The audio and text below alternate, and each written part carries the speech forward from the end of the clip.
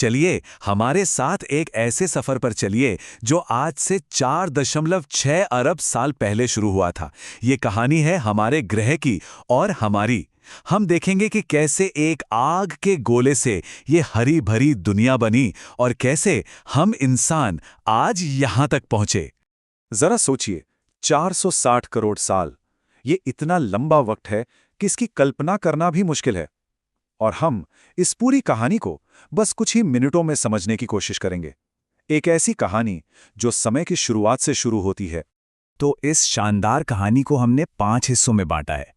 सबसे पहले देखेंगे कि कैसे आग और चट्टानों के बीच जिंदगी ने पहली सांस ली। फिर चलेंगे डायनासोरों के दौर में, जब धरती पर दैत्यों का राज था।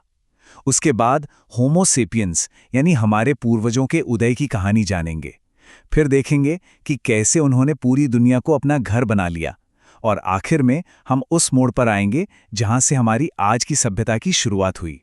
तो चलिए शुरू करते हैं पहले अध्याय से, आग से जीवन तक का सफर। ये कहानी है एक ऐसी दुनिया के बनने की जो रहने लायक हो। कल्पना कीजिए, आज की ये सुंदर धरती तब कैसी थी। ये बस पिघली हुई चट्टानों का एक धधकता हुआ गोला थी। हर तरफ ज्वालामुखी फट रहे थे, लावा की नदियां बह रही थीं और आसमान से लगातार उल्कापिंडों की बारिश हो रही थी।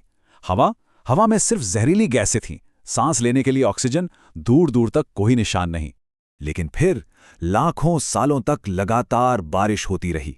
इस बारिश ने धीरे धीरे धरती की उबलती हुई सतह को ठंडा किया और फिर बने विशाल महासागर। और जानते हैं क्या हुआ? इन्हीं समंदरों की गहराई में एक चमत्कार हुआ।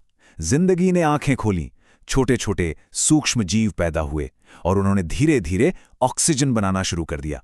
इसी ऑक्सीजन ने हमारी दुनिया का चेहरा हमेशा हमेशा के लिए बदल दिया और आगे आने वाली जिंदगी के लिए रास्ता तैयार किया। और अब कहानी पहुंचती है उस दौर में जब इस धरती पर दैत्यों का राज था। दूसरा अध्याय, डायनासोरों का सुनहरा दौर और उनका विनाशकारी अंत। ये जानकर शायद हैरानी हो कि शुरुआत में डायनासोर कोई बहुत विशाल जीव नहीं थे। कुछ तो एक लूमड़ी जितने छोटे थे, लेकिन वक्त के साथ वो इतने बड़े और ताकतवर हो गए कि उन्होंने पूरे 15 करोड़ साल तक इस ग्रह पर राज किया। जरा इनके साइज का अंदाजा लगाइए। ब्रेकियोसॉरस को ही देख लीजिए, 85 फीट लंबा, 40 टन से ज्यादा वजनी, किसी चलते फिरते महल जैसा। और टाइटेनोसॉरस की तो बात ही क्या करें, वो इतना बड़ा था कि एक पूरा फुटबॉल का मैदान उसके नीचे आ जाए।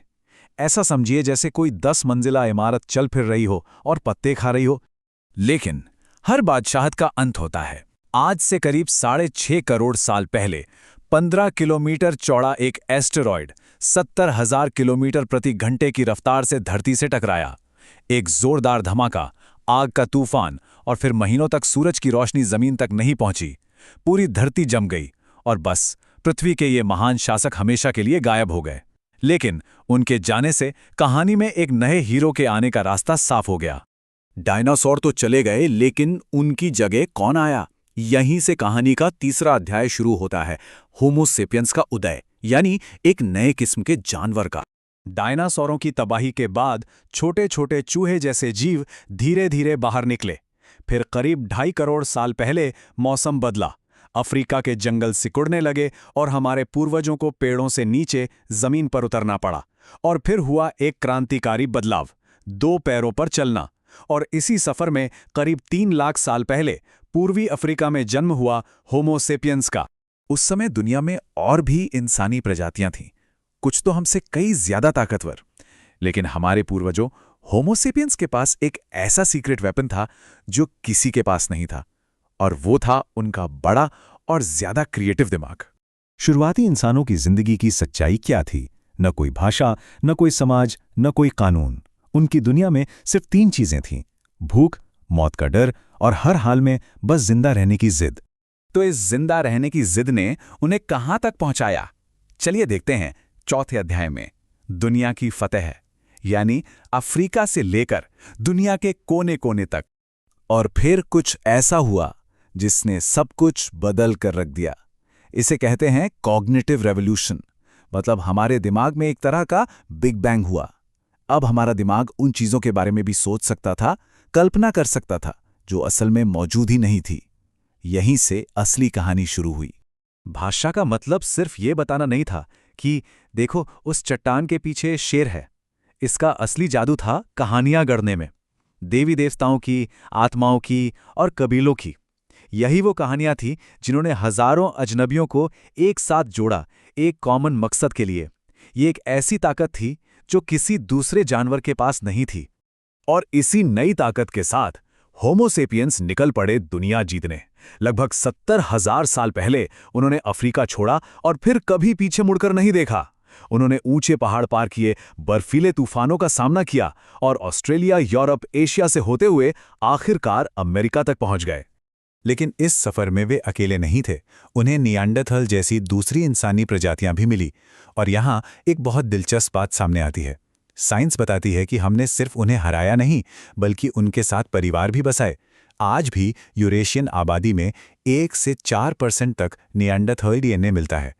तो अब हम पहुंच चुके हैं अपनी कहानी के आखिरी पड़ाव पर। अध्याय 5, सभ्यता की सुबह। ये सफर है जिंदा रहने की जद्दोजहद से एक समाज बनाने तक का। करीब 11,000 साल पहले आखिरी आइस एज खत्म हुआ। दुनिया गर्म होने लगी। अब सवाल ये था कि जो इंसान लाखों साल से शिकारी बनकर यहां वहां भटक रहा था, वो अचानक एक जगह क्यों टिक गया? शिकारी से किसान क्यों बन गया? वजह थी खेती। अब रोज रोज खाने की तलाश में भटकने की जरूरत नहीं थी। जब अनाज का भंडार होने लगा तो इंसानों के पास पहली बार फालतू वक्त आया। और इसी खाली वक्त में नए नए आइडियाज ने जन्म लिया। मिट्टी के बर्तन बने, नए औजार बने और फिर गांव बसे, शहर बने और एक पूरा समाज खड़ा हो गया। और इसी के साथ दुनिया के पहले शहर बसने लगे, मेसोपोटामिया में, जहां राजा और पुजारी थे, जहां लिखने की कला और कानून का जन्म हुआ। लेकिन वहीं हजारों किलोमीटर दूर सिंधु घाटी में एक अलग ही कहानी चल रही थी। वहां बेहतरीन शहर तो थे, पर किसी राजा या बड़ी बड़ी लड़ाइयों का कोई निशान नहीं मिलता। एक कमाल की मगर रहस्यमयी सभ्यता।